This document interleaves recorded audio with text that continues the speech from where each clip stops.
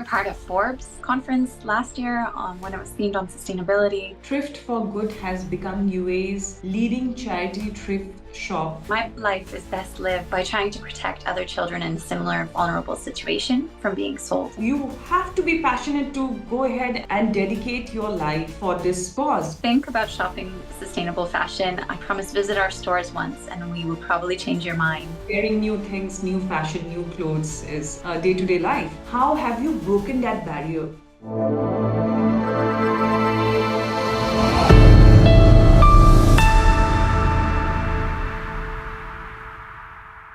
Hi everyone, I'm Mohsinaa Ahmad.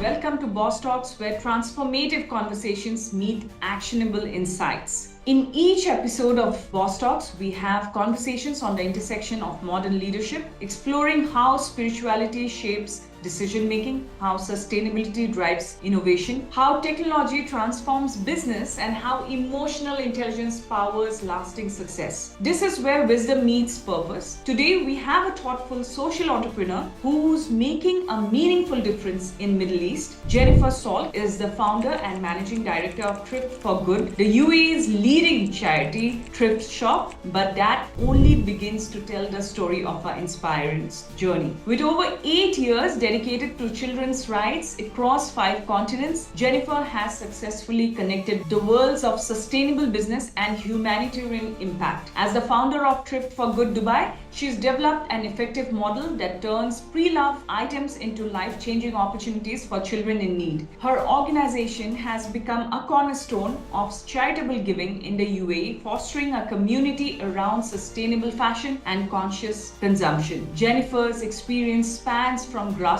community initiatives in Nepal and the Philippines to strategic donor relations in Canada and India. As a board member of Gulf for Good, she helps people transform their own lives while creating lasting change for children worldwide. What makes Jennifer's approach distinctive is her ability to blend sustainable business practices, community engagement, and social impact, demonstrating how practical solutions can address both environmental and humanitarian challenges. Please join me in welcoming Jennifer Sault, a dedicated leader who shows us how innovation, sustainability, and compassion can work together to create positive changes in the world. Hi, Jennifer. Welcome to Boss Talks. Hi, thank you for the warm welcome and introduction. So before we talk about your initiatives, Jennifer, can you please take us back to the moment where you thought that, or the experience that taught you and made you understand that helping children and protecting their rights is your calling? When was that first moment that you realized it in your life?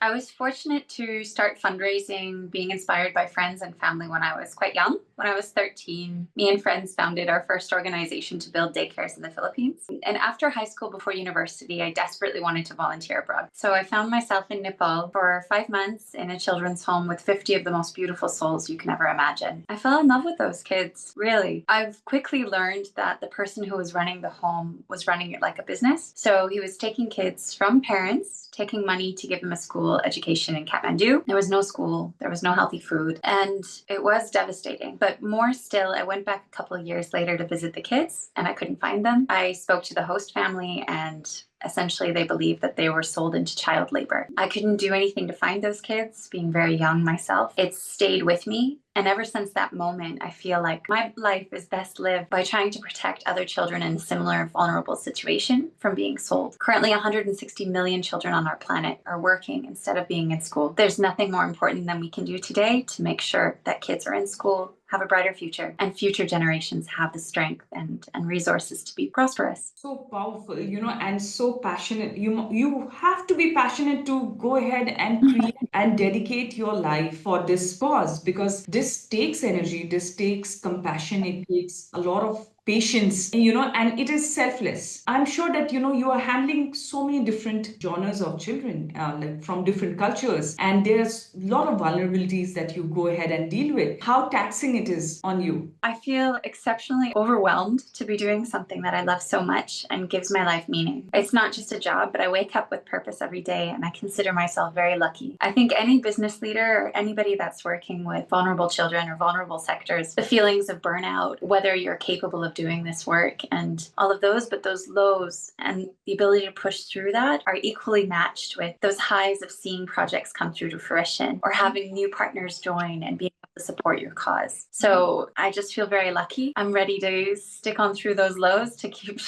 ensuring that good things happen. So 8 years, it was your conscious decision, as well as you understood that there is a gap which needs to be met and good people should be in this cause. So did you start alone or was there someone? Never alone, never alone. Right. So I'm 36 now, and my first charitable venture when I was 13. So it's been like a slow growth of different things. 8 years ago is when I joined Golf for Good, the current nonprofit organization that we're fundraising for. There's always been a collection of people working with me to make amazing things happen. And at Thrift for Good, it doesn't work without community, without people, from those giving their clothes to those shopping to those volunteering to sort to donate, and our incredible paid staff as well, who allow us to keep growing, opening new branches and raising that much more for the children.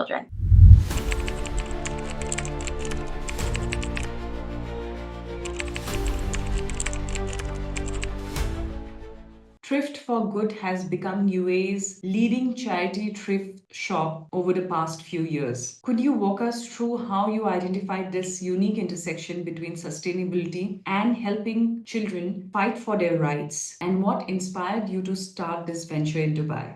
With a lot of luck, and I kind of fell into it, but I was happy to say yes. So in my last role at Golf for Good, we were fundraising through Golf for Good continues to fundraise through doing life-changing adventure challenges. So people can sign up, they can climb a mountain, get that training, that empowerment, and then the money they raised helps children in that country. Dubai is a very commercial place, and a lot of us have a lot of extra clothing. So I'd receive phone calls almost every day of people who wanted to clear out or volunteer. And Golf for Good, we didn't have the time and capacity to do it all. Me and some friends, we just started saying yes, collecting those clothes and selling at markets to raise more for the children's charity project. I felt called to it because in Canada, thrifting is so common. In every country in the world, you'll find secondhand markets, you'll find charity thrift stores, but in Dubai, there wasn't a very developed infrastructure around that yet. So in my mind, it was always like, why don't we have this here? And I was so lucky that it kept growing organically, and I was just the one to be able to connect the people to make it happen. It was meant to be. You started with one. How many are there in Dubai now, and where can people find those? So we have 3 locations in Dubai. Our first baby was on the Palm Jumeirah 4 years ago and still is there. And our second store is in Times Square Center. We just opened our sustainability hub and shop, we're calling it. It's here in Alco's, right next to Raw Coffee, Avancha Tea on Passive Metro Station. You'll find it on Google Maps, where we have a beautiful, beautiful store, but also our warehousing, sorting, sewing, processing, end-of-life clothing, and offices. So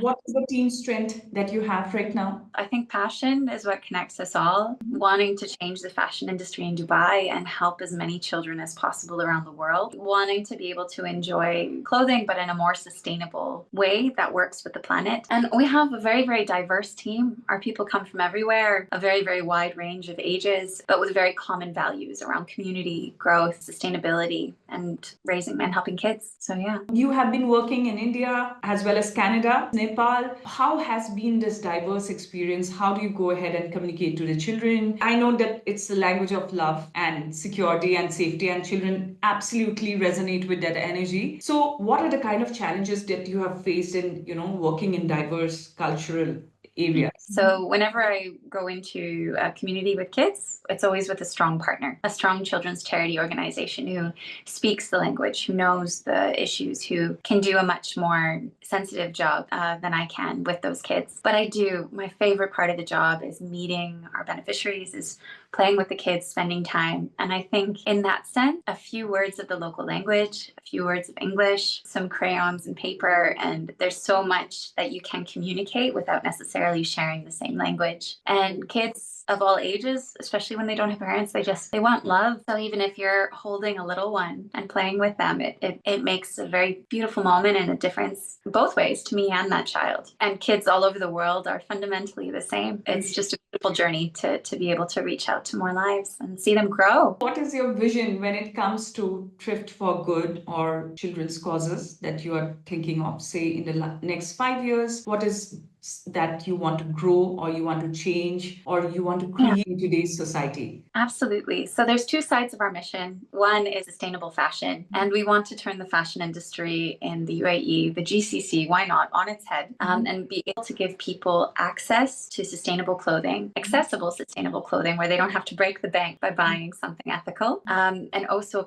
a way to recycle those materials locally. So we stop all of this crazy landfill with our textiles. And the other side of it, of course, is the children's charity projects. Because of the story I shared with you, my experience in Nepal, and because the clothing industry is the second biggest industry for child labor around the world, it's meant to be for us to invest in that area more and to be able to help kids specifically, to save them from child labor, to reconnect them with their parents, to see that they go to school and they have a better livelihood. So our projects, I think, will be going more towards that area in the future. I'm just so excited for us to do as much as we can to help kids. So in society, there is always a taboo, and a society like Dubai, okay, there's UAE, where consumerism is so high. Wearing new things, new fashion, new clothes is day-to-day life. How have you broken that barrier? We've adapted the thrift model for Dubai, meaning it is perfect quality. You come into our stores, you won't find stains, you won't find rips, you won't find damage. But what you will find is beautiful clothing for a seventh of the price new. That is good for the environment and helps children. Once people realize it's just a stigma, there's nothing wrong, we're seeing people walk into our stores and becoming more and more excited by the possibility of thrifting. So yeah, we're changing mindsets little by little. And yeah, it's exciting to see people be more excited about thrifting because it's amazing. It's the best option out there. Because if you could break the mindset of UAE in terms of thrifting, I'm sure anywhere in the world it's possible. So is there any expansion plans? Absolutely. So we just opened our warehouse a month ago. So our reserve is empty. Once we can find some corporate sponsorship and things, we definitely want to spread into new areas. There is a very strong demographic here that wants to thrift. Like I said, mindsets are changing. So I think we can be in absolutely every neighborhood in Dubai, in the UAE, in the GCC. So as our capacity grows, our funders, we hope to keep expanding. Yes. Is it only going to be fashion, or it's going to be, furniture as well as toys and things like that? Hopefully in time. Right now, clothing is a pretty big mission because we're also committed to zero waste and furniture, bigger warehousing, the skills to be able to recycle those things. I think that's later project or when we find the right partner. Are we seeing thrifted clothing and fashion on fashion shows? Yeah, so we've done a couple of fashion shows. We've done V Fashion Week here in Dubai 2 years ago. We're also very present at different sustainable events. We were part of Forbes conference last year when it was themed on sustainability. And yeah, the collection you can put together out of thrifted items is pretty insane. There's also a great article. Ethicalist did a beautiful shoot with our clothes. Jennifer, you're in such a good cause. You are joined hands with so many people around the world for this cause of helping children out and fighting for children's rights and also creating sustainability as a part of this process. Please tell us that how do people who want to associate with you and your cause, how do they join hands with you? Thank you so much. That's a very good question. And we are always in need of more help. So the first thing is if you have clothes in your closet you don't want anymore, please don't throw them away. Bring them to us. We will very, very lovingly rehome them and raise money for children's charity projects. The second thing is, of course, volunteering. It takes a lot of time to sort all these donations, to repair the things that need to be repaired, to do the customer service and make the stores look great. So come and help us with that if you want. And the other one is, of course, shopping. Think about shopping sustainable fashion. I promise visit our stores once and we will probably change your mind. It is a great place to be. And the last is if you want to engage your teams, your companies, we have a great space to accommodate up to 20 people at a time to do great work for charity. So reach out. We would love to have your support and thank you so much. So thank you for joining in, Jennifer. Well, I'm absolutely delighted to be on Boss Talks. Thank you very much. I'm honored to be here and be able to tell my story. Thank you so much again for the time.